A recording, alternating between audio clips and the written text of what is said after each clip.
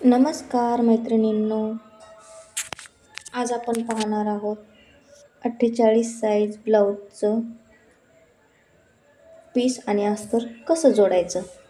काल आपण paper cutting, अस्तर कटिंग, पीस कटिंग सगळं पाहिलं होतं. आज आपण पाहणार आहोत आपलं ब्लाऊज कसं जोडायचं. हे आपल्या कटोऱ्या आहेत.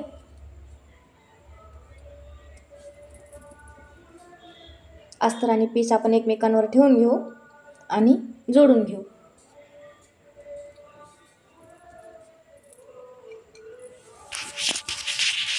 कटोरी पिसावर ठेवायची आणि सर्व बाजूंनी शिलाई मारून घ्यायची.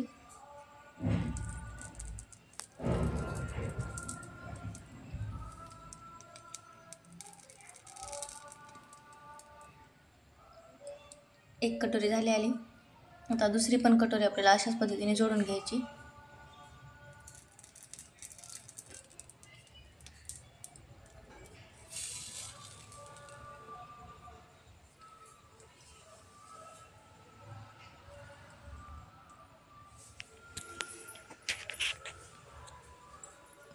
सर्व बाजूंनी शिलाई मारून घ्यायची.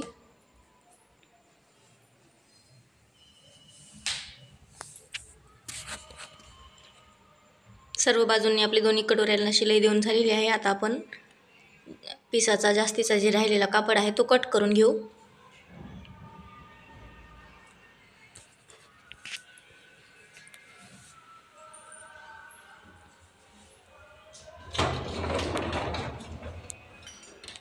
आपण दोन्ही कटोऱ्यांचा जास्तीचा कापड कट केलेला आहे पिसाचा. आता आपण आपल्या साईडचा भाग जोडून घेऊ. सर्वप्रथम कट करून आपण दोन्ही भाग वेगळे करून घेऊ.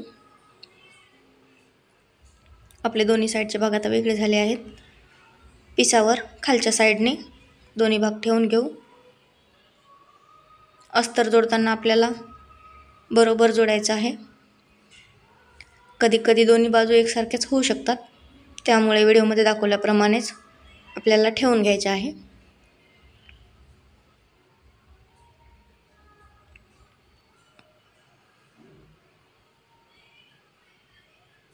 अशा पद्धतीने आपल्याला दोन्ही भागांना शिलाई देऊन घ्यायची.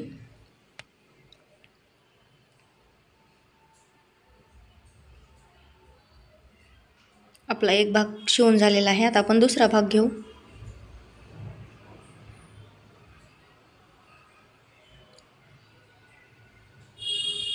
अगदी सावकाश स्टेप बाय स्टेप तुम्हाला मी दाखवत आहे. आपला पीस खूप फेंट आहे, त्याच्यामुळे क्लिअर दिसत नसेल, तुम्ही फक्त लक्षपूर्वक बघा. अशा पद्धतीने सुई आपल्याला खाली ठेवायची, टंचन उचलून कापड फिरवायचा आणि मग राहिलेला कपडा शिवून घ्यायचा. दुसऱ्या बाजूने पण कोपऱ्यावर तसंच करायचं. सुई खाली, कापड फिरवायचा आणि मग शिलाई मारून घ्यायची. असं केल्यानं आपल्या कापडामध्ये झोळ येणार नाही. आता आपण पिसाचा एक्स्ट्राचा भाग कट करून घेऊ.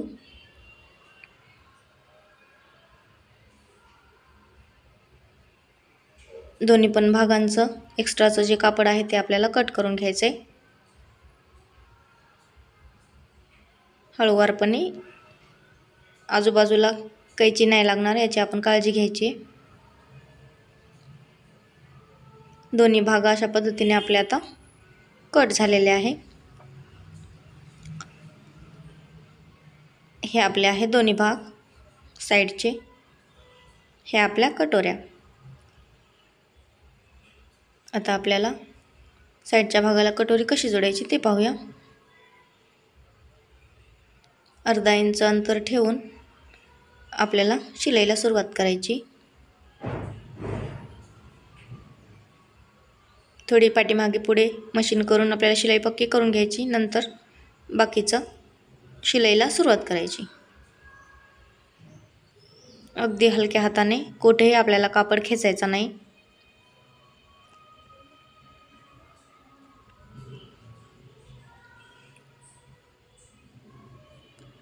कापड न खेचता अगदी हलक्या हाताने आपल्याला अस्तर जोडून घ्यायचं आहे.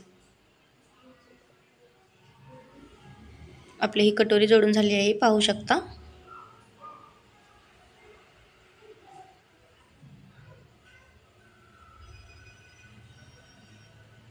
दुसरा पण भाग त्याच पद्धतीने जोडून घ्यायचा आहे. अर्धा इंच अंतर सोडून मागे पुढे मशीन करून पक्की शिलाई करायची आणि नंतर शिलाईला सुरुवात करायची.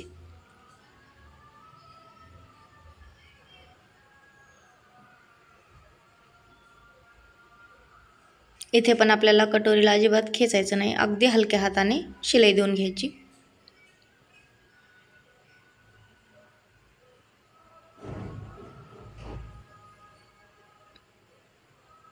आपले आता दोन्ही भाग जोडून झालेले आहेत कटोऱ्यांचे. हे बघा, आपल्या ह्या दोन्ही कटोऱ्या जोडून झालेल्या आहेत. आता आपण ह्याला टक्स टाकून घेऊया.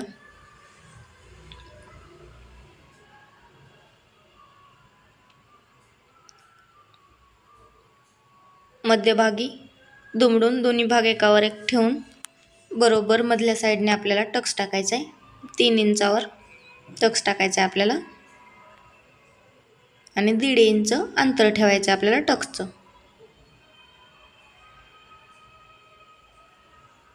आता आपल्याला शिलाई मारून घ्यायची तिरपी.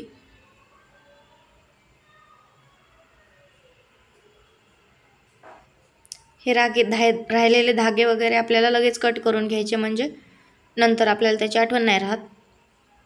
पाहू शकता आता आपली किती सुंदर कटोरी तयार झालेली आहे. आता दुसरी पण कटोरी त्याचप्रमाणे टक्स टाकून घेऊ. दोन्ही कटोऱ्यांना टक्स टाकून झालेला आहे. आता आपल्याला खालच्या साईडने अर्धा इंच गोलाकार देऊन आपल्याला कटोरी कट करून घ्यायची, जेणेकरून आपण तिथे आपली क्रॉसपट्टी जोडू आणि क्रॉसपट्टीला छान शेप येईल. अर्धा इंच कापड कट केल्यामुळे आपली क्रॉसपट्टी आकारामध्ये छान बसते आणि पोटावरतून ब्लाऊज उचलले जात नाही वर. दोन्ही कटोऱ्या आपल्या झालेल्या आहेत आता तयार.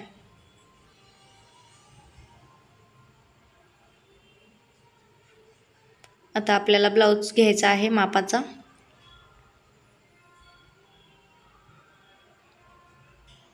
आणि आपल्याला कटोरी मोजून घ्यायची. आपली कटोरी बरोबर आलेली आहे. अर्धा इंच आपल्याला शिलाईसाठी लागेल. क्रॉसपट्टी जोडण्याच्या आधी आपल्याला कटोरीचा खालचा टक्स आहे तो दुमडून शिलाई मारून घ्यायची. त्याआधी आपण कटोरीची रुंदी मोजूया. आपल्या कटोरीची रुंदी आहे 6 इंच, तर आपली 6.5 इंचाची कटोरी तयार झाली. हुकलूक पट्टीमध्ये अर्धा इंच दुमडल्यावर 6 इंचाची तयार होते. आता हे आपले दोन्ही भाग तयार झालेत.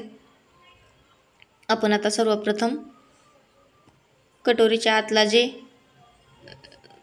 भाग आहे, जो आपण टक्स टाकला होता, त्याला दुमडून घेऊ आणि नंतर क्रॉसपट्टी जोडू. त्याआधी आपण आता क्रॉसपट्ट्या वेगळ्या करून घेऊ.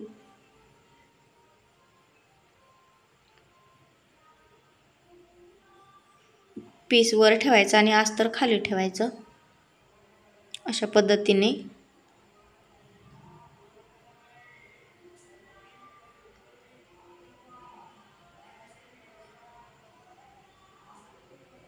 टक्स आपण दुमडायचा आणि शिलाई द्यायची. टक्स दुमडल्यावर आपले फिनिशिंग छान होते.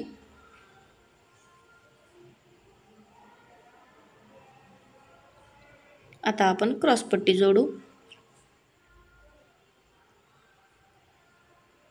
अर्धा इंच अंतर सोडून आपल्याला शिलाई थोडी पक्की करायची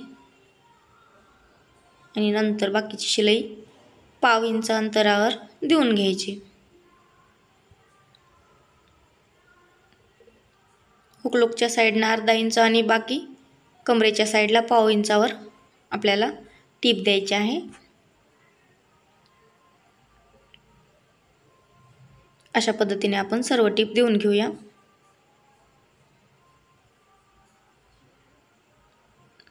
दोन्ही साईडच्या क्रॉसपट्टीला आपली शिलाई देऊन झालेली आहे. आता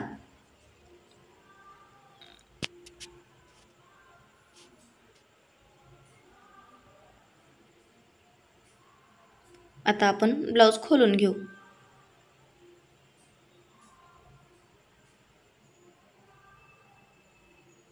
भाग आपल्याला ओपन करायचा आहे. अशी दुमडून शिलाई दिल्यामुळं आपल्या क्रॉसपट्टीचं फिनिशिंग एकदम छान येतं. आता आपला समोरचा भाग तयार झालेला आहे. याच पद्धतीने आपल्याला दुसरा भाग पण तयार करून घ्यायचा आहे. आपल्याला समोरच्या भागाची उंची मोजायची. समोरच्या भागाची उंची आपली 15 इंच तयार झालेली आहे. अर्धा इंच वर गळ्याच्या साईडला जोडताना जाईल. नंतर आपलं 14.5 इंचाचं ब्लाऊज तयार होतं. राहिलेलं जास्तीचं कापड किंवा धागे असेल तर ते कट करून घ्यायचे.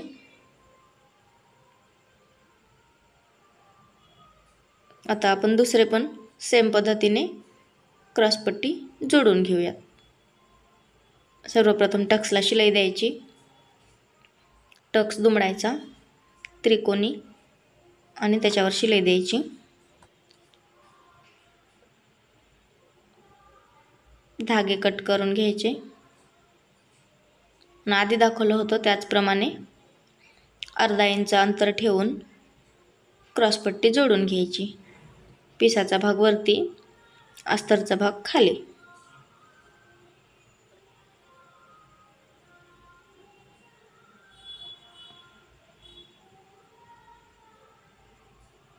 समोर अर्धा इंच आणि पाठीमागे पाव इंचावर शिलाई देऊन घ्यायची.